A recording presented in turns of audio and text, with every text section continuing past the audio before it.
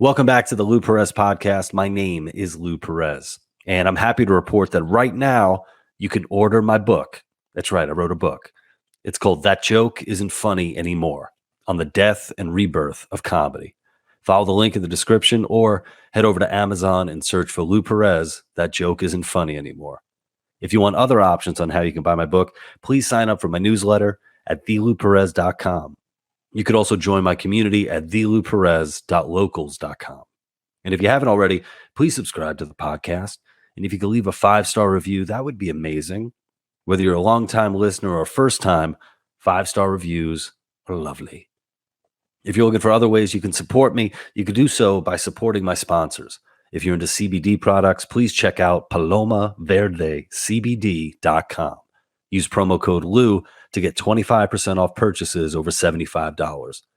And if you like cold brew, check out Black Organic Cold Brew at www.blvckbrew.com and use promo code LOU for free shipping. All right, let's go.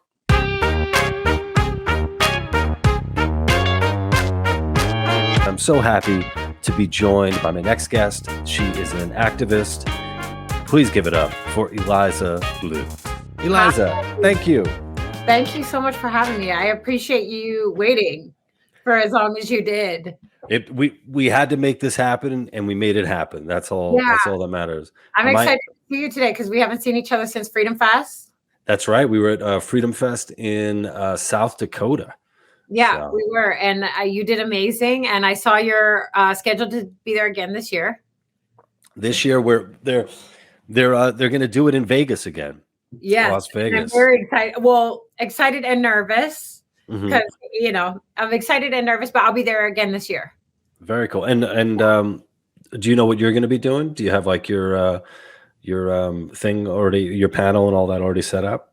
We don't know about panels yet. Actually, I was going to recommend you and I be on the same one because I thought it'd be really interesting to sort of talk about how censorship of comedians, activists, survivors, whistleblowers, truth tellers, sort of affects us all. So so this is like my daydream. I'm speaking about human trafficking. I'm going to do another speech about human trafficking.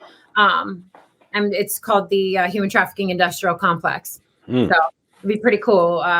Going to kind of go a little bit deeper into how everything works together. I might tell my story again. But I was thinking you and I would be cool on a panel together about censorship because I speak out frequently about, there's a situation that happens a lot. I know you know and see it a lot where comedians are constantly attacked and, folks try to silence their voice. And I don't think people realize that when you call for censorship of individuals on that scale, it will negatively impact activists from around the world and survivors like myself. So I take it very seriously. I've had conversations before with other comedians, and there's this thing that happens where, if you're a comedian, you speak out against, say, like cancel culture. People think that, you just don't want to be criticized. And it's like, no, that there's a difference between being criticized and someone like, calling for your post to be removed or for your account to be suspended. Or, if you're a comedian, say like you're not a full-time comedian, say you have a day job, asking that that you lose that day job. And it's something where it's like, look, when it comes to criticism, yeah, go for it. Like, was it the other day, someone said in real life, Lou is an asshole. And he had a point because the little interaction that I had with this guy in real life, it wasn't even in real life. It was on like Facebook. I think you can come away and say, yeah, I think Lou is an asshole. I'm okay with that. I've ever met actually, but okay. Well, I appreciate that. For people who don't know your story, who don't know the activism that you do, how would you describe what it is that you do? And I want to get that right for sure.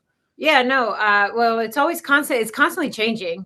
I'm a survivor advocate for those affected by human trafficking, and I am also a survivor of human trafficking. I also advocate for those that have been sexually assaulted and those that have survived domestic violence as well.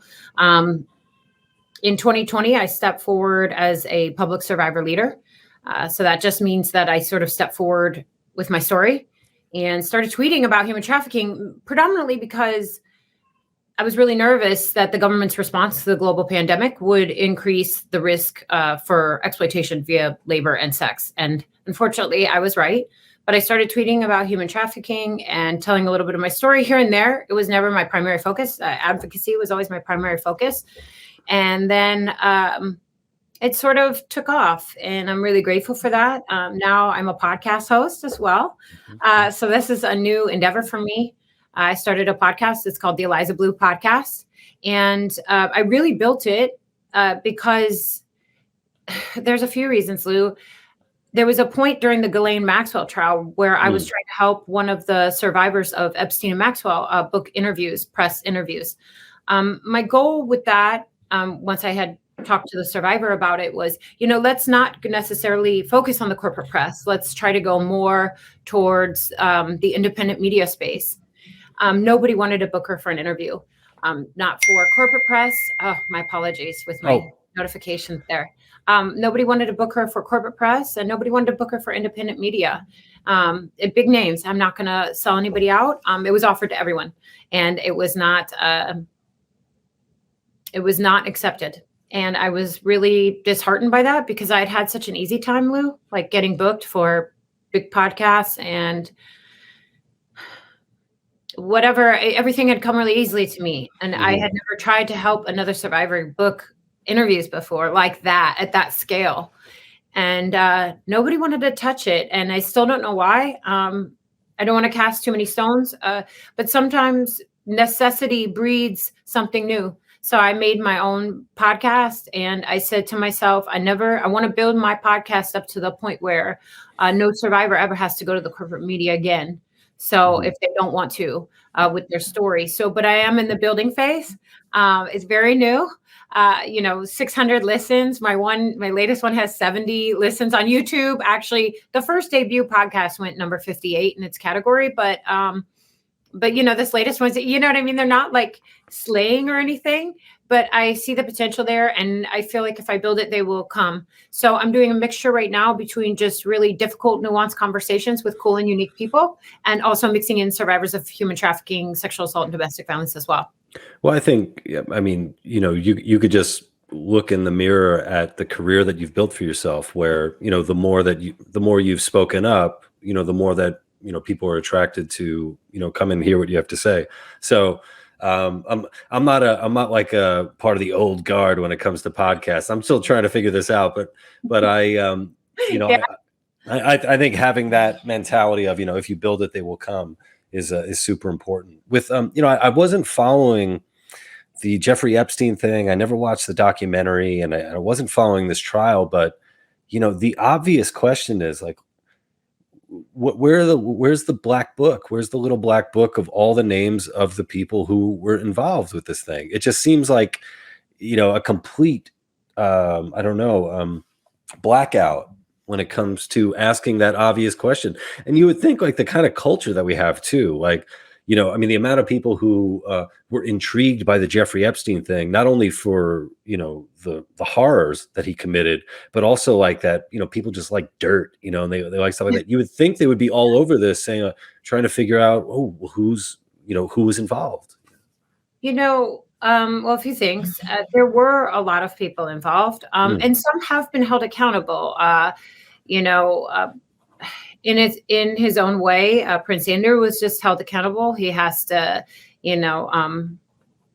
settled the lawsuit with Virginia Giuffre, and that was good. So I know that to a lot of people, that doesn't seem like he was held accountable, but he was, to the extent that he could have been given that particular scenario. Leon Black, there's the guy that just passed away in France, who was part of the Epstein sort of circle. There have been other individuals, Peter Nygaard. There have been folks that were affiliated with Epstein that are starting to be held accountable. So I don't think people always think like, oh, nothing's happening. Something's always happening. There's always new lawsuits coming down. There's always something happening. It just takes a really, really, really long time. And there are a lot of people covering up. for all the individuals that were involved. But there have been some, I'm a little bit disappointed that the, what's his name, Luke Brunel, that he had the ability to die by suicide in prison, but in jail, but he was on his way to being held accountable for this Epstein situation. So this is like all of this stuff sort of ties together.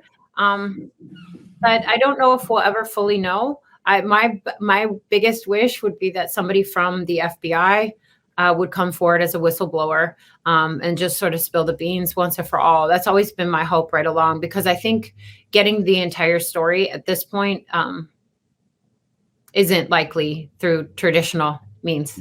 Yeah. Yeah. Who advocates for a whistleblower? But that is definitely something that I hope happens. Yeah. I think I tweeted this out to you a while back, where like your Twitter feed, right, it's like, it's not, I forgot I said like I know I need to like take a break from Eliza's Twitter feed. It was a holiday season. You were like, yo, she's too much right now. And because it's a thing where like it must be because I don't follow this stuff, and you're so in deep in this stuff, how every single day it's nonstop. Not even every day, it seems like every minute there's some guy getting busted for child pornography. Then you also shared missing children and stuff like that. It's just a constant, endless stream of sort of like the worst aspects of humanity. And I know that it's important for you to be doing that. Like how do you handle it? Yourself being a survivor, confronting this happening to other people. Every minute, it seems like. I was really reluctant to step forward. That was never one of my goals. Like I never wanted to be in public. Now I'm more settled in. Like now I'm like, okay, I'm more relaxed about it. I'm like, okay, this is obviously the way it's going to be. So you better just become cool with it for myself. But, I look at the fact that I've been able to build a platform, and I'm not the most poppin' out here or anything by that. But I mean, for what I've been able to do in a short period of time with the topic that I discuss, I've done really well. And I look at that. Okay, this is a free gift that was given to me. All I did was show up. So now I feel a sense of urgency to give back. And part of that is using my platform to the best of my ability. That's really what I try to do, Lou. But, I actually felt that tweet, when you tweeted that, and I totally felt that tweet, it did give me a moment for pause, because I'm all gas, no breaks with it. To me, there's no time to waste with this. It's get as many stories out there as we can. If a child goes missing, time is of the essence. We got to try to find that child and get them the services that they deserve. Other survivor stories deserve to be heard. So for me, and I totally felt when you said that, I was like, because I'll be Christmas morning. I'll wake up Christmas morning. On my birthday, I wake up and do it. On my days off of work, I wake up and do it. If I wake up at 2:00 in the morning, I wake up and do it. It sucks for me. There are times like yesterday I had done 2 podcast interviews. I made it home and I was exhausted, and I started going through the news. So what I do is I sift through all the news globally for the day, and all the missing people, all the missing persons, and all the missing children. And every news article from around the globe that I can get my hands on that would pertain to the issues that I discuss, like sexual assault, child sexual abuse material, human trafficking, and domestic violence. And then from there, I only post about 1/20th of what I see, and I sort of select. Some are, even for me yesterday, there was one that was too much for me to even. I couldn't do it. I didn't want to do that to my followers, which sucks, because it's a double-edged sword. It's like, do people deserve to know the truth of what's going on out there? Or are you going to, because what I don't want to do, because I know a lot of survivors follow me, is I don't want them to feel like things are hopeless. I don't want them to feel like the world is a horrible place. Now, right now, while we're recording this, the world is dealing with Ukraine-Russia situation. So what I'm trying to do is navigate through that, because that news cycle is so heavy, so dark, so intense. It's sort of, I don't want to send other people off, on a tailspin. I also tried to tweet out a lot of resources as well for survivors, and also the Suicide Lifeline as well. I've gotten a little bit of pushback about that because sometimes people just, I don't know why, they don't want to see it. Sometimes I tweet out resources for veterans, all types of stuff. Lou, I think anything that I think will help people, and then intermix with that, you have my base takes about how much I hate the government. Yes. Yeah, I mean, we could talk a little bit about that and how the two, come together. What has your experience been as far as sex trafficking and, government, and what role, how is the government doing as far as fighting it, and all that? Well, zooming out, we're making a lot of progress with the movement. And that kind of goes back to the Epstein-Maxwell case. We sort of hit our hockey stick as a movement once that case came to light. The real question was, once that case came to light, how do we steer that, navigate that conversation, and harness that energy into getting people to pay attention to the crime as a whole? I think as a movement, we've done pretty well. And I am more hopeful now than I have ever been. The awareness that survivors like myself and other advocates have been able to raise over the last few years has been phenomenal. I'm very happy about this, because before, Lou, when I was first trafficked as a teenager, we did not have the language to put to this crime. We were just in the United States writing our first laws here in the United States about the crime. There was no language to put to it. So a lot of times people ask me when I'm telling my story, why didn't you ask for help when you were a teenager? I was 17 years old. I didn't know the language. I didn't know what had just happened. So as far as the government's concerned, a few things. I'm ANCAP, so and a registered libertarian. So I want the government involved as little as humanly possible. The way I usually explain that to folks that are like-minded is, we really messed up the war on drugs, and we're kind of doing the same thing with the trafficking space. If you look at drugs, oil, illicit guns, illegal guns and humans in that way, we are really dropping the ball. But I always abide by what our standard is now. So I don't push my personal political views into whatever we're doing as far as, does that make sense? Like, I always abide by the law. I always follow the rules with that. Law enforcement could be better trained, of course. The government's dumping a lot of money into this issue. And as far as I'm concerned, it's not always going to the right places. It's bad, Lou. And on top of the fact that, we support 22% of the United Nations, and the United Nations has a long history of child sexual exploitation. I remember reading, I think I may have saw the link when you shared it, the idea that the UN was like keeping, were they were having children perform sex acts on them in exchange for food, right? Something just really just horrific. Very young children. Yeah. And then it wasn't a small situation, and it wasn't an isolated incident. And then the way that the UN has handled it. So, I mean, like I said, we support, as the United States, we support 22% of the United Nations. And as far as I'm concerned, I don't like paying for child sexual exploitation with my tax dollars, especially not as a survivor. So, and especially not as an advocate. So, these are the types of ways that we really drop the ball. There's always a lack of services. There's a lack of services for certain populations. But I don't want to give a full doomer picture. We are making progress. We just need to make more progress. And as far as I'm concerned, the government messes up everything. So I'd like them as out of the way as possible. Yeah. What do you think are, some, non, governmental, solutions, I guess to this, or, what can more, people be doing outside of that? Yeah. So the goal is to prevent the crime before it happens in the first place. So a lot of that can be done at home. strong families, educated caregivers and families and educators, community leaders. And that's the first thing. It starts at home and with neighbors in that small community. When we protect our youth and other vulnerable populations, they are less at risk to being exploited in the first place. So the number one thing, of course, is education, prevention, and awareness. All of those things you could do without the government. Also, as far as offering safe services and providing survivors aftercare so that they don't go back to their abuser or don't feel a need to go back to their abuser. We can do all of that as far as I'm concerned without the government. Unfortunately, right now, a lot of the organizations are reliant on grant funding.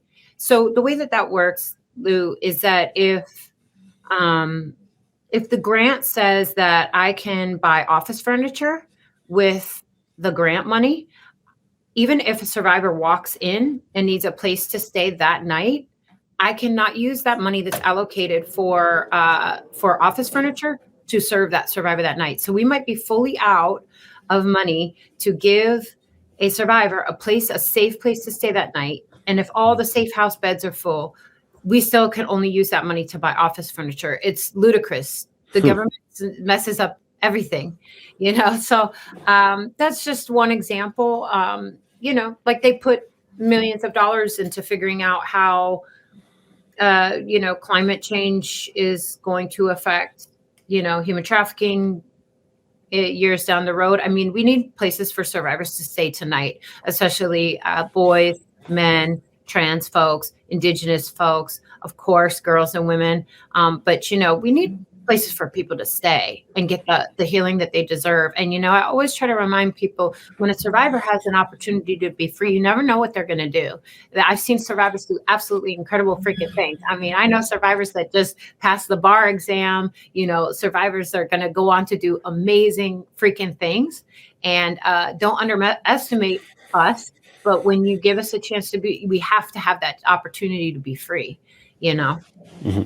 And currently, like what? For when I maybe just asking the question, what is sex trafficking? As it's supposed to be defined, because a lot of normies like we hear that, and I'm not really sure what that entails. Yeah, sure. The definition of human trafficking is force, fraud, or coercion for the sale of labor or sex. So sex trafficking is under that umbrella of force, fraud, or coercion for the sale of labor or sex. So sex trafficking would be the sex trafficking component of human trafficking. So you can be one, or you could be a labor trafficking victim, you could be a sex trafficking victim, or you can be both. And anyone under the age of 18 engaging in commercial sex acts for anything, goods, financial means, anything like that, under the law in the United States is always considered a victim of human trafficking. Also included would be, child sexual exploitation material, child soldiers. The UN definition includes the black market sale of human organs. In the United States, the black market sale of human organs is considered a different crime. Forced begging. Labor trafficking can go into all different types of ways. Like, we could see it at nail salons. We could see it, doing yard work. We could see it in the hospitality industry, restaurant industry. It kind of goes a little bit of everywhere. Even some of and I admit this a lot of times on Twitter because I never want anybody to think I'm perfect. Even some of the ways that my iPhone was made, Nikes, things like that. Human trafficking takes on many different forms. It's, a lot of times it just comes down to exploitation. Mm-hmm. And it's a very broad term, which I think is really hard to understand. I didn't realize how little folks understood till I started doing interviews. Or actually, till I started getting on Twitter, I was like, oh no, this is and it's a really hard crime for people to understand. If I have my way, once again, government's in the way. If I have my way, the crime would be broken up into separate crimes. So for me, for instance, I sort of focus on survivor aftercare. And then I also focus on child sexual abuse material in the digital space, particularly on our social media, big tech platforms. Yeah. And, and I just imagine there must be, one of the big barriers to this and discussing this is just the incredible stigma attached to victims, where a lot of victims don't want to speak out or, start their own podcast, and put their stuff out there. Do you see that changing? My experience is definitely, I would say, probably been a little bit unique. Mm-hmm. So it's difficult to speak. We're getting there, but it's slow. Mm-hmm. We're getting there. It's slow. I think that, a lot of times I relate the anti-trafficking movement to the domestic violence movement. Before, back in the day, like back in the 80s, we were like, oh, why doesn't she just leave? Oh, why this? Now, as a society, and the same with the sexual assault movement as well, the survivor space and the sexual assault movement, we kind of had changed some of that language, I think, around the survivor space. As far as trafficking goes, I think the number one thing when survivors step forward, they're just simply not believed. These the stories sound ludicrous, I think, almost to most people, but like literally, Lou, like you were saying earlier, like you could spend 3 days following me on my feed. This is like corporate press I'm posting. This is like NBC, Forbes. This is like real stories that are happening all the freaking time. So it shouldn't to me sound that ludicrous. School teachers, every week I probably post, I think, I don't even want to know how many school teachers. I mean, probably at least 3 school teachers a week getting arrested for having child sexual abuse material. Same with the police. This is a really, really big problem. And it sounds ludicrous. Like, oh yeah, a teacher would have this, or, oh yeah, the police are involved in a trafficking. It sounds ludicrous, right? To a normal person. But the truth is, when you dig in a little bit, and there have been some things that haven't helped us out along the way, over sensationalized.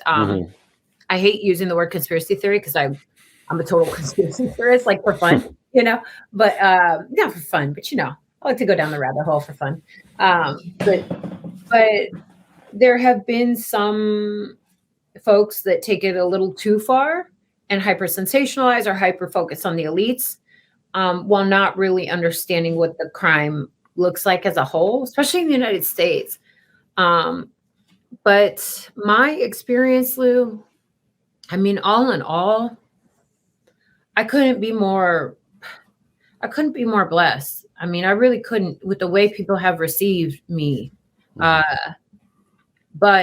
when I stepped forward in 2020, I said, okay, like if you're going to do this, you have to be ready to take on the good, the bad, the ugly. Whatever the ugly is, you got to be ready for it. And whatever the good is, you got to be ready for it. And just try to be myself and just remain consistent and try to be as honest as I can and be myself. And I think people have enjoyed watching me sort of bloom a little bit, because I never thought I was smart enough to talk in public. That was part of what the big deal was with me. I would never thought I was intelligent enough. And then when I started speaking, people were like, you're pretty good at this. And when I tried more, then I got a little bit better. And I was like, dang, maybe it's, I don't know. Some people do attack. Yeah. A lot of people don't believe me, and that's fine. They don't have to. I know my story, and the people that matter to me know. So that's what matters to me. And survivors know, Yeah. So you were 17 when it started. How old were you when you finally got out?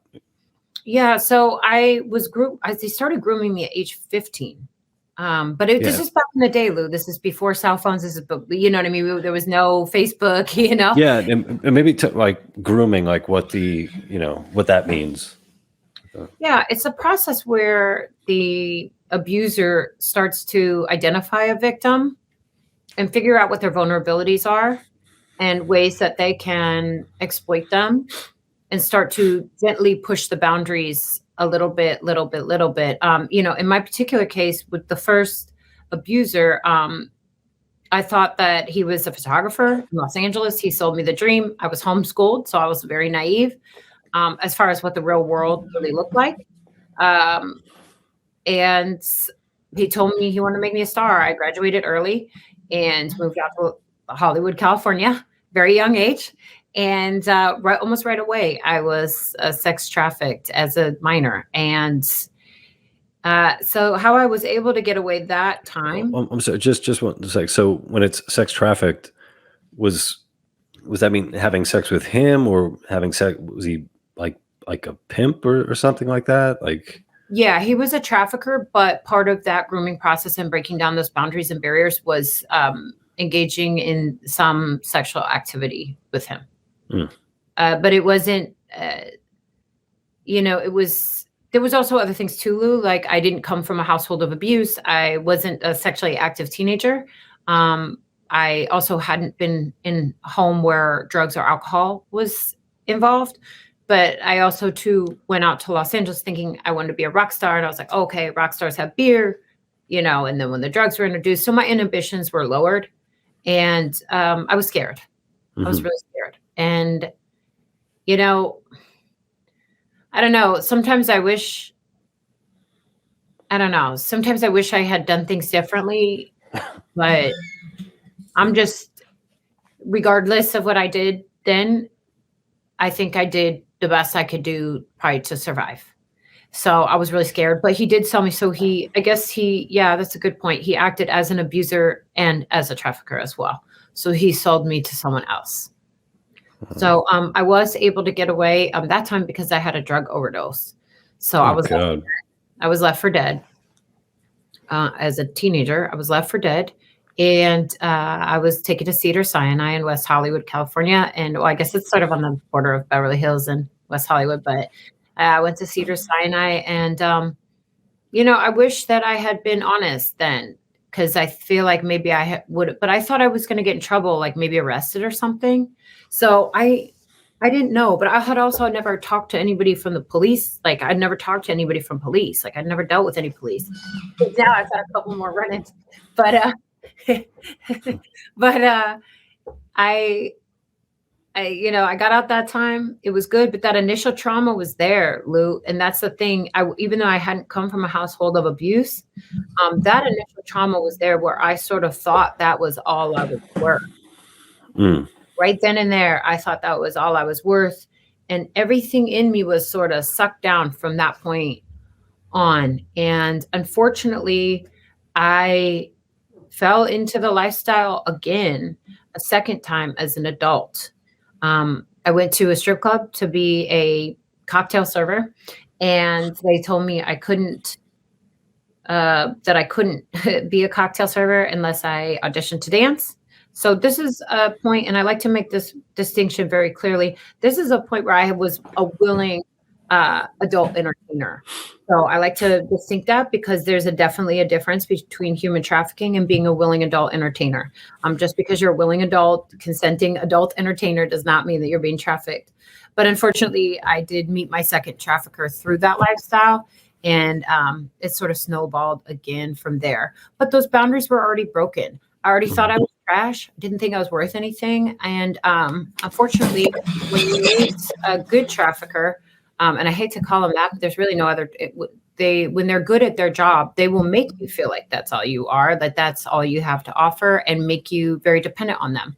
So unfortunately, in the second case, I was suffering from extreme trauma bonds and Stockholm syndrome with my abuser. That was harder to break than anything else. Coming out of that, I mean, I suffered a lot of consequences as a part of my in my life. I was arrested multiple times. I went to jail. I was beat up a lot, almost died. I was drugged, sexually assaulted. Multiple violent things have happened. I have permanent scars on my face. People don't know that, but I do. And there's just some long-term effects there that really kind of did me in. But there was something inside me that was I just didn't want to die, Lou. It's just, it's just like, just try to stay alive. I didn't have any hope. I was extremely hopeless. I I don't know why I wanted to stay alive, because I had nothing to really live for. But there was this small little voice in me that just kind of told me to keep going, keep going, keep going. And every day I wake up and I just felt like the walking freaking dead. I was just dead in the eyes. I was dead in my life. I had nothing to look forward to. And so I was at a breaking point, and I saw a survivor on YouTube. And I had never heard when was this? Around what year was it? That's a good question. And, I'd have to look up. I'm sure I could look up the actual video. Yeah, it would be cool, actually. I've never.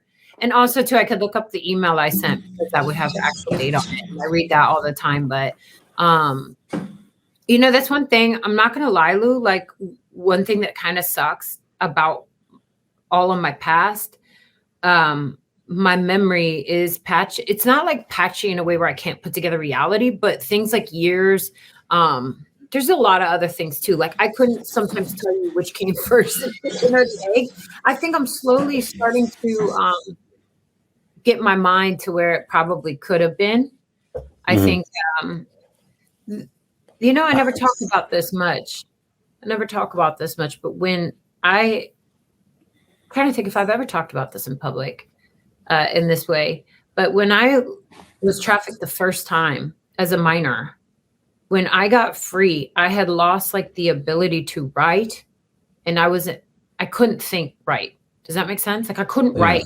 The first time I noticed it, because you're going to laugh at this, first time I noticed it, I was trying to write a check and I couldn't write. And I also remember sitting there with someone who was trying to help me, and I didn't remember how to order food.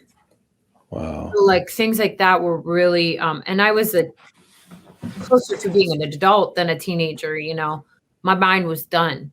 I think it was just the impacts of trauma. I'm kind of glad I talked about that today, because it will give me a lot to think about, or maybe blog about. But it's kind of sucks in that way.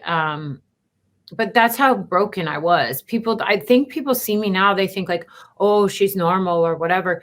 Well, they don't see me and think, they see me and think like, oh, I don't know what they think, but I don't think they can see the problems, and that makes me feel good. And I think, like you said earlier, like when you tell your story, like a lot of people don't believe it, and I think part of that might have to do with how you come off today, where it's like, you are put together, you are a public speaker, you are doing this stuff, where it could be tough for people to think like, oh my God, she went through that, Yeah, I could. I definitely see how people. I don't really care what people think. Yeah, I tell my truth, and I always told my best friend, because my best friend's really supportive. I'm always like, if it ever really came down to it, like, I could bring out my intake slip from my first Survivor Safe House. Like, you don't go to like a Survivor Safe House and fill out an intake and like not be a survivor. It's like not a thing you do. You don't go to those lengths. And also, I think I was private from all those years. I was a private survivor, not in public, from the time I went there till like 2020. So that I would have had to have been a 5D chess player or something to like, and also it's not like I make money doing this.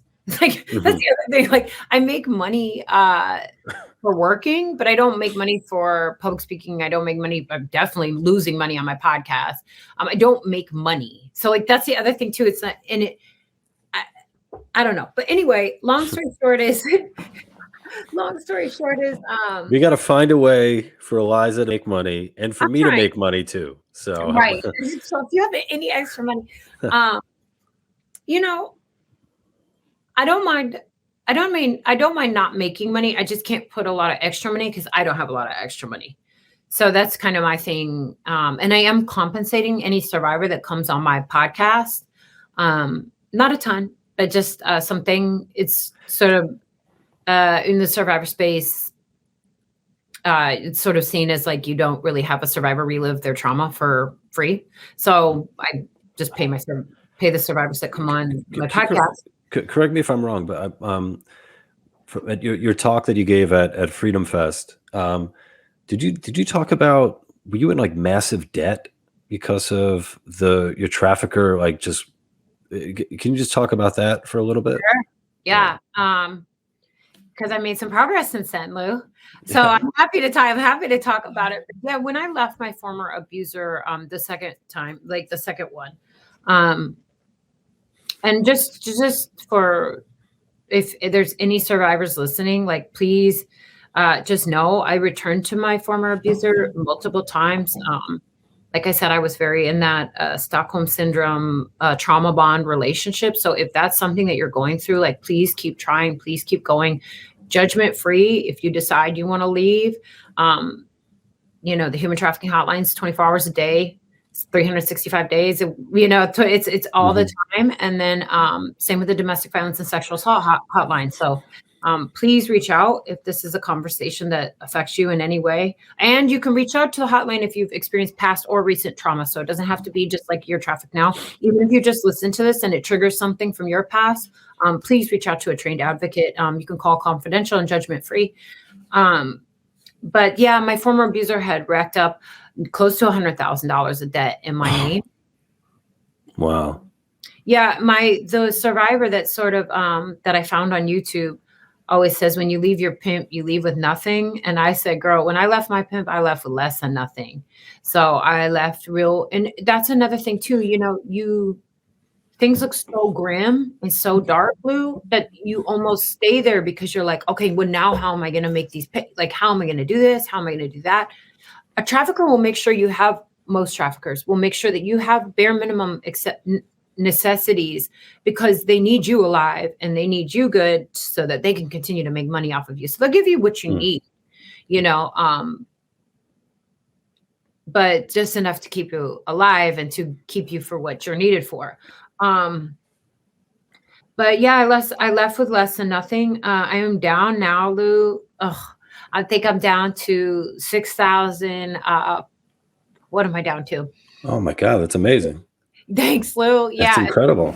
Lou, it was hard work. It was like every month pay. Actually, this will break your heart. I don't know if I went into this at Freedom Fest, but when I went to the Survivor Safe House, I wasn't able to work. That's sort of one of the issues that we have in the survivor space. So when I went to the Survivor Safe House, I wasn't able to work. It was a pretty strict program. I wasn't allowed to have a phone. I wasn't allowed to I had like a call list and if somebody sitting there on the phone with me while I made phone calls. It was basically like jail essentially, but way nicer, of course, and with programs. But I wasn't able to work. So I defaulted on the payments that he had racked up and I actually got taken to court because of that. So there are a lot of these ways that abusers sort of kneecap survivors. And once you do stuff like that, especially when a lot of survivors have a record, criminal record, I was fortunate in the way that every time that I went to jail, it wasn't too bad. The jail wasn't fun, but it wasn't like, so, if you're arrested for prostitution or something like that, you have to register as a sex offender. It's like all these issues, all these ways that abusers continue to abuse you and keep you under their thumb. What did you have to register? No. Okay. No, I wouldn't be able to be an advocate if I had. But a lot of survivors do have issues like that. So, and it's one way that these abusers keep them coming back because every job you go to, if you decide you want to leave your former abuser and go get a job, how can you have to put that on your job application? Right. And I'm just trying to think like what kind of guys these are. Obviously they're bad guys, but are there characteristics that they share? Like something for people to be on the lookout for, or, if like, say you're a guy like me, or, you're a married guy and, you happen to see something or a relationship between, a guy and a girl are there any, kind of red flags to sort of go off, so, people who are, on the outside looking in, things that they could spot, Sure. Yeah. Well, first, anybody can be a trafficker. So men and women can both be traffickers. We see a lot of this. Parents can be traffickers. So this is very common. Yeah. if there's drugs involved, rural areas. But as far as anybody else, the types of things you would look for would be, I'm trying to think because I hate to generalize. You know what I mean? Because it could be, the problem is when I start to generalize, it could literally be anyone. But what I always say, like, trafficking, the grooming spot usually starts with somebody selling someone else the dream. When you look time and time again, story and story and story again, a lot of survivors, most survivors, and this I will go out on a limb and say, thought that their trafficker was their boyfriend or a significant other.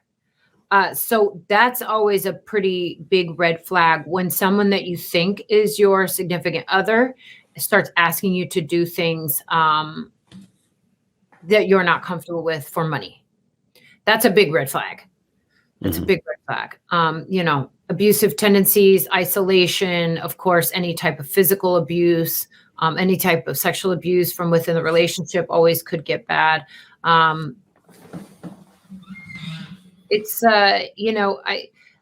So if you go to, like, let's say hypothetically, I always like using the Epstein case because it's a lot of folks know it. So in that case, the grooming situation was they would spot a vulnerable, woman or child, and then start to build the relationships through other, trafficking victims or through females that would sort of break down those boundaries and barriers. But why would a very rich man be getting a massage from a 14-year-old, 15-year-old, as opposed, especially he could have afforded to get a massage from the best, most world-renowned masseuses, period. Yeah. Would you be paying teenagers to come over? It's just off. But in his case, he was using females to sort of make that first contact to break down those boundaries and barriers. But anytime someone's offered something that's too good to be true and start selling someone the dream, that's a big red flag. Same with labor trafficking as well. If you come to the United States, you're going to have a job. Don't worry about this. Don't worry about that. You're going to make $2,000 a week doing this job. All you got to do is get over here. We'll make sure you have everything you need. Yes, your family can stay with you. No, they're not going to take your kids. They sell people the dream. Mm-hmm. I'm going to talk about my wife for a second. When we first started dating, because you bring that up, and all right, everyone's gonna be like, Lou, why are you bringing up your wife right now? No, I'm cool with it. Let me explain why. So, my wife and I, we met in New York, right? And we were dating. We really kind of like fell for each other really quick. And about like 3 weeks into a month, I originally told her I was bi-coastal. And then about 3 weeks to a month in, I was like, I'm actually going to be moving to L.A. Right. So I ended up moving to L.A. We did a long distance relationship for a year. Right. Which people ask me, how did you do that? And looking back, I don't know how I did that. I don't know. I was so in love that I was willing to do, something completely out of the ordinary. I would, but then, after that year, my wife moved out to be with me. Cool. And yeah, which is cool. And now what you've been describing, of these situations, I look back and I'm like, my wife moved out to LA, no job, right? She's not a wealthy person, right? She's gonna, stay with me. She didn't have a car, right? And it's like, obviously we've been married a while. The relationship worked out. Whatever problems we had, especially early on, like I think it was like a week she went without a car. Like I was after a week of driving around, I was like, you need a car in LA, especially in LA. Yeah. Yeah. But but I'm looking at it like an example of, oh my God, if I was like a piece of shit, and this woman was coming out, to be with me. Look at the situation she's in. She doesn't have, she doesn't have a lot of money on her. She can't just, go and get a new apartment if this thing doesn't work out, and it's like, man, that's and she took a huge leap. We both took a chance on each other, but she took a huge leap. If you had been grooming her and if you had 10 other women that you had been swooning, and you're Mr. Right, you're Mr. Perfect, you're funny, you're charismatic. Just imagine if she gets out there now, up the ante a little bit more. What if she was an undocumented individual or somebody that couldn't go to the police for whatever reason? It's pretty scary. I don't want to say, and I never want when people hear me to think like, oh, don't fall in love, don't go on a date. Just, cross your T's, dot your I's, look for red flags, and above and beyond anything else, trust your gut. Period. And as far as, that sounds insane, but I swear on my life, Lou, every single survivor, when they're telling their story, if they can remember, says, I knew right then something was wrong. There was a moment where it was like, oh, I knew I shouldn't have gotten into the car. I knew something was off, and I didn't listen to I didn't listen to that voice. And not that I'm blaming the survivors at all. It's never their fault, but I think that that's important to know. If you think something's off, and same with your kids too. If they start acting cagey, definitely pay attention to what your children are doing online. The apps that they're into change every day. We're old boomers, so we like these boomer social, but the kids are using different types of communication apps, and the predators, listen, pedophiles and predators are hip to where your kids are going to be regardless. If the kids are on a brand new app that was just put out today called ABCDEFG, that's where those pedos are going to be. So know exactly what's happening. Stay up on it. You have to care more about your kids and be more mindful of what your kids are doing than these pedophiles. And trust me, they know what they're doing. Yeah. So my son's going to be 2, and one of my sons, the oldest, is going to be 2. The other one's going to be like 5 months, and so they're very young. So it's just they just have to deal with us, and we just have to deal with them. But I'm thinking like when I go out and I see like teenage, like especially like young teens, like 13, 14, I have no clue what music they listen to, what apps they're on, and I don't care. Like it's just not. It's just not, in my, it's not in my mind at all. So the idea of like, somebody, who's obviously attracted to kids, they're gonna know, and they're gonna, be all up on that stuff. And I think, like when you were describing like the grooming, it's, the crime itself is awful enough, but like the hunting and preying upon, these young victims and all that, just it brings it to, I don't know, a level of evil that's actually the most sinister part to me. Yeah, it's really fucking the most sinister upsetting. It's just for me personally, like for me, that's the part that I still have trouble with, especially when women do it. I don't know why. It's just like, wow, you knew what you were doing. And it's really evil. It is true evil. I didn't want to use that word for a long time, but it really is evil. In some instances, a lot of instances, these abusers were also victims themselves. So it's something that they don't see as evil, but it is evil. And, we have to be, but this even goes for me, Lou. When I leave here tonight, it's going to be dark. I'm going to have to watch my back. I'm going to be carrying my stuff, my lights, and everything. When I leave the office, it's, I got to still watch my back. And it's like, you got to kind of cross your T's and dot your I's, and it doesn't mean that you won't, doesn't mean bad things won't happen. You can't stop everything bad from happening, but you can do little things along the way that will diminish the possibility. When your children are, when your children start playing on tech products, it's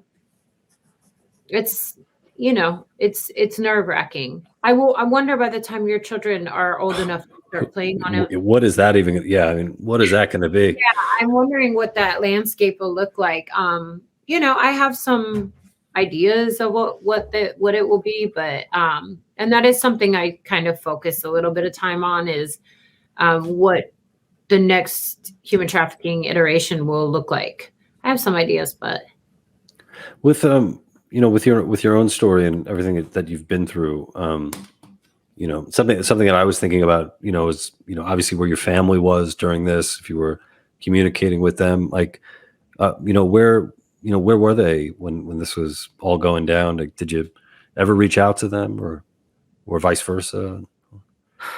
I did once it was over with, but I didn't have any language to put. I just didn't. I didn't know what to say. I was embarrassed. I didn't want to get in trouble.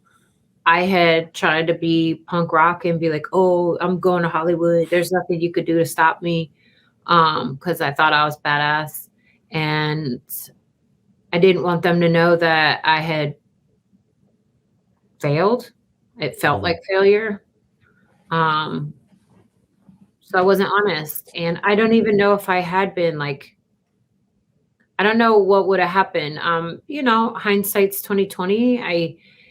It was a double-edged sword with me, because I think if they would have been more strict and like forced me to stay home or forced me to go into some type of, because I was so rebellious that they would have probably had to put me in some type of lockdown situation before I turned 18. And then I'm sure once I turned 18, I would have gone off and done whatever anyway.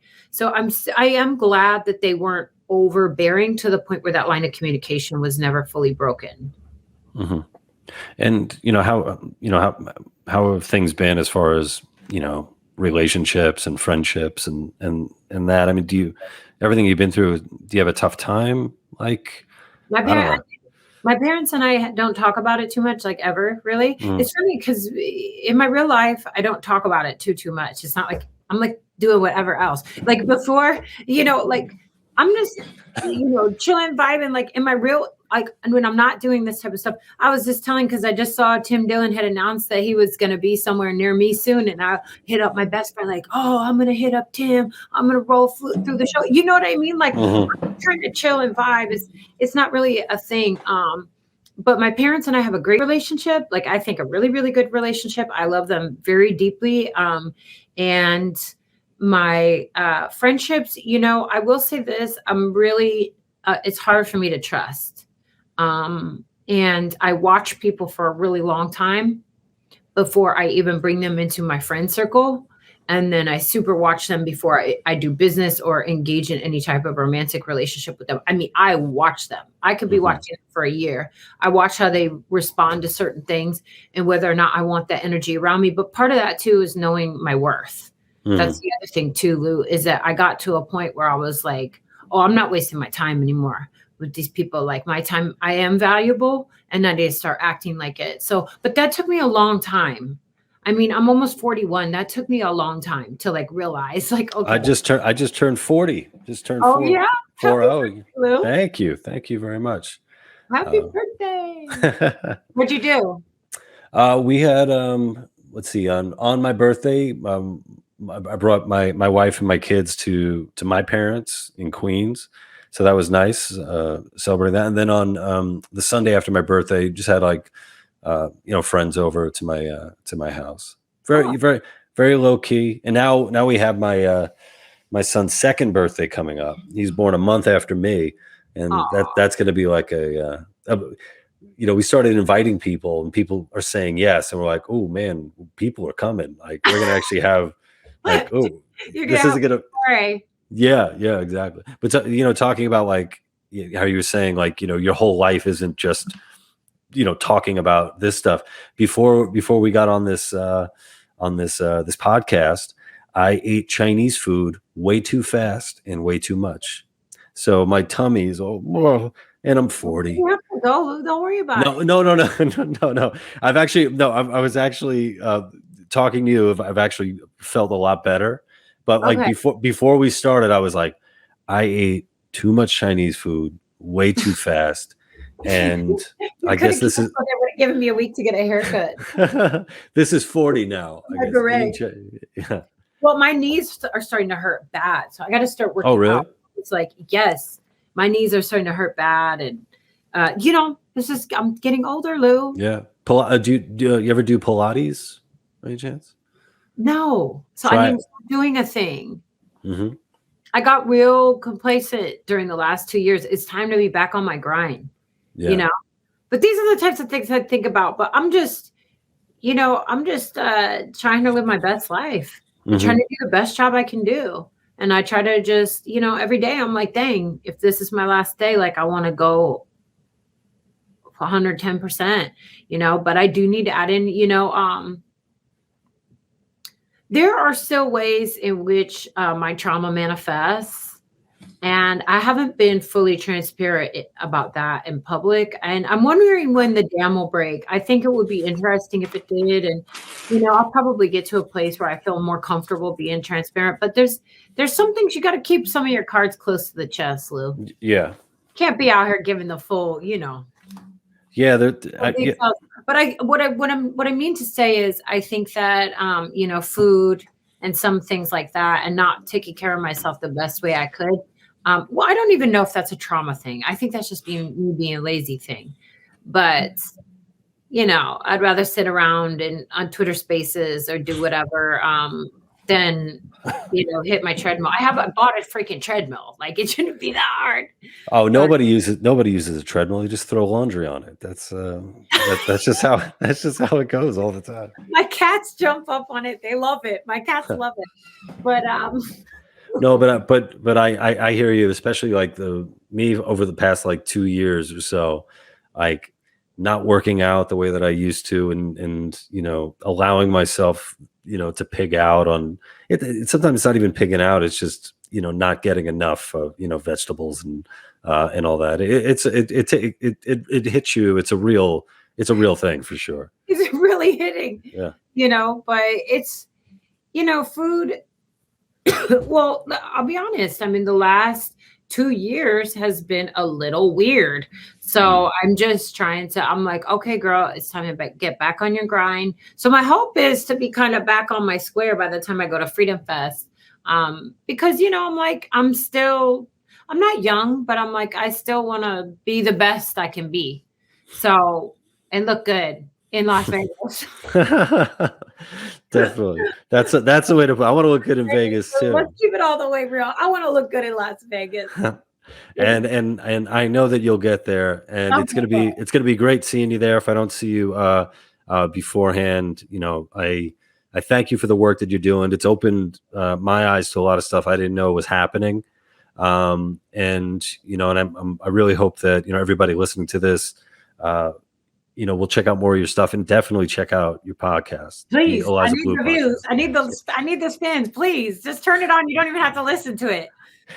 That's what I'm saying. Like you could just be playing you just play our podcast in the background, listen to a different podcast, whatever. You just need those. No, it's really cool, Lou, and I really appreciate you having me on. I had stopped doing interviews. I haven't done an interview since Spike, which is like probably I don't freaking know. It's been a long time. I quit doing interviews entirely because because I still work full time, and then I do all the other stuff in public, and then integrating doing the podcast as well, which is way harder than I ever thought it was going to be. It's been really hard to do promotion and to get guests, book the guests, study before the guests, so I don't sound, crazy, and just getting everything right. And it's been really hard. So I appreciate you waiting, but you're my first interview back. I told you I wouldn't forget. Oh, thank you very much. I gotta go on and hang out with Lou, and I'm just grateful that you're out here doing what you do. I love all comedians and everybody, but on top of it, I know that you're a father that cares about your kids, and that means a lot to me too. So thanks for having me on. Oh, thank you, Eliza. I'm just going to end the broadcast and just keep you on for a sec. Thank you so much for listening. And again, please order my book, That Joke Isn't Funny Anymore, on the death and rebirth of comedy. Just follow the link in the description or head over to Amazon and search for Lou Perez, That Joke Isn't Funny Anymore. And please subscribe to my podcast. Leave a 5-star review. Why not? Sign up for my newsletter at thelouperez.com. And if you want other ways to support my work, you can join thelouperez.locals.com And of course, be sure to support my sponsors, palomaverdecbd.com. Use promo code LOU for 25% off purchases over $75, and Black Organic Cold Brew, BLVCKBREW.com. Use promo code LOU for free shipping. Thank you.